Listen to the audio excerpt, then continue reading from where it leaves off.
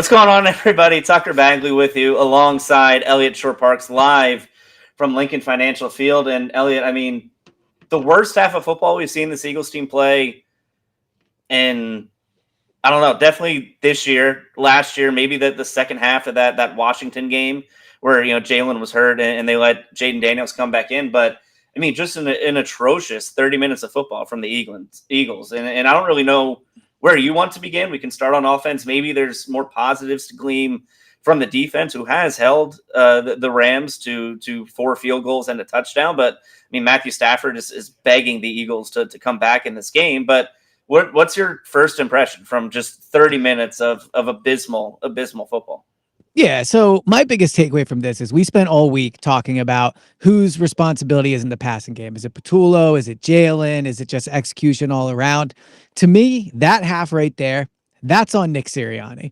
You as a head coach cannot have your team come out and look this poor. I don't care what your record is. I don't care when you won the Super Bowl. That is a poor week of preparation by the Eagles right there. And we'll get a chance to rewatch the tape. We'll see why things are happening. I have some initial thoughts watching it live. But honestly, to a certain degree, it almost doesn't matter what the tape shows right now. That's on Nick to be down 19-7, to have, all week they were asked about the passing game.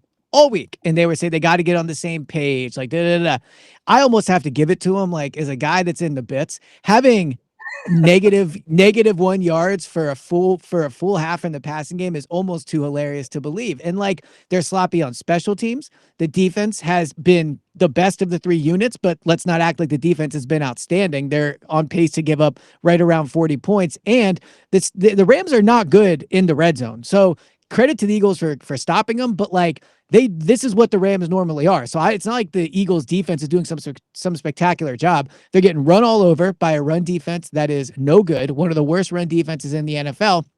And obviously on the offense, it's horrendous. Like the 3rd and long handoffs, I don't even know how to explain it. Like, it is so disheartening to look at. And I think the real kind of takeaway from it is they don't trust his passing offense right now. I get it that 3rd and long backed up. I understand the football logic of handing it off. You want to be safe. You don't want to turn the ball over. I get it.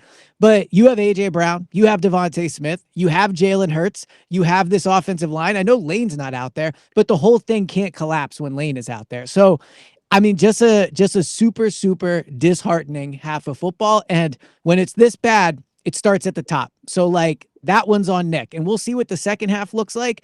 But if it looks like this is what I'm going to say to start the post-game pod. It reminds me of the Buccaneers game last year. The difference is the Buccaneers scored touchdowns and the Eagles have AJ, Devontae, and they don't have Lane, but they have their guys. Like, it should look better than this. Yeah, I mean, it reminds me of that, or even the 49ers game in 2023, which I thought, from 2022 on, it was the first time you watched the Eagles went, ooh, they might not be the best team on the field today. Yeah. And that's how it feels right now. And I mean, it's all 3 phases, right? The kickoff return has been atrocious. They've started inside the 20 on 4 consecutive possessions. They've lost the field position battle because they had 5 straight 3-and-outs and couldn't really, push the Rams deep in their own territory. And Joshua Carty, the kicker for the Rams, probably the MVP right now, based on the 4 field goals he's made and what he's done on kickoffs. But I mean, what's disheartening for me is the things that you could rely on last year and before, when the passing game wasn't working, they aren't working either. And I think the run game it looks a lack of creativity. I mean, how many times are you going to send Saquon Barkley just up the middle and pray that he finds a hole? Because it hasn't happened. He's got 7 carries for 13 yards. 6 of those came on his last run, which was one of those draws that you mentioned on a 3rd and 16, where the Rams basically let him run 6 yards before they tackled him. I mean, he hasn't gotten anything going. Devontae Smith has 2 catches for 16 yards. The longest offensive play was that 4th down run by Jalen Hurts that got them in position to score their first touchdown. But I mean, offensively, they just haven't done anything. And maybe being down 2 possessions pushes them into a situation where they have to do things they're not comfortable doing, which is throwing the ball downfield and pushing it and trying to get A.J. Brown involved. But this isn't a situation you want to be in. And for a team that's really built themselves to be front runners the last couple seasons, this is a situation that, no team wants to be down 12, but feels like this Eagles team especially isn't really built to come back from a situation like this. Well, one thing we heard all week was they were able to be conservative against Kansas City because they were up. Against Dallas, it was the rain delay. What's the excuse this week? Like, there's been no rain delay, right? They're not in Kansas City, and this is the worst that they've looked. Now, again, we'll talk about it post game. We'll rewatch the tape. Like, I'm only looking at my view from the press box. AJ Brown should be livid. There have been twice plays where, or sorry, one AJ, one Devontae, where they are open down the field and Jalen is not throwing them the ball. On that third down play to Dotson, again, I'll rewatch it, but it looked to me like AJ, well, I know he had one-on-one coverage down the left sideline. Maybe Jalen didn't like something he saw initially and he moved off of it. We'll see what the tape shows. But when AJ Brown is open down the field, or sorry, when AJ Brown is one-on-one going down the sideline, you have to throw that ball. So people will talk about Devontae Adams pushing off on Reed Blankenship, right? And he probably did. He probably did push off. But guess what? They threw the ball down the field. The Eagles are not going to get any of these calls, and they can't complain about these calls. The Rams are at least taking chances. The Eagles are not doing that. I mean, again, AJ down the field, like the pass to Dotson on the same play, it looked like Devontae was open. Earlier in the game, it looked like AJ was open down the field, and Jalen didn't get it to him. Now, they end up scoring a touchdown on that drive because, they get all the way down to the one, and I'm sure AJ will love to hear in the meeting this week he got a football assist on that touchdown. But, like, again, it's on Nick. Like, this is on Nick, but then after that, it's on Jalen. Like, all these Patullo tweets got to go. Like, everyone's blaming Patullo. This is Nick and Jalen. Like, it's their team. We've seen the offense look ugly like this before. This is not, maybe not to this degree. I agree it's uglier than normal, but let's not act like last year against Tampa, they weren't bad. Last year against New Orleans, they weren't bad. 2023, they had games like, so when they come out like this, it's on Nick and Jalen. So in the second half, I mean, I don't know. Like, I'll ask you, the Rams have 19 points. How many points do you think the Eagles can get to?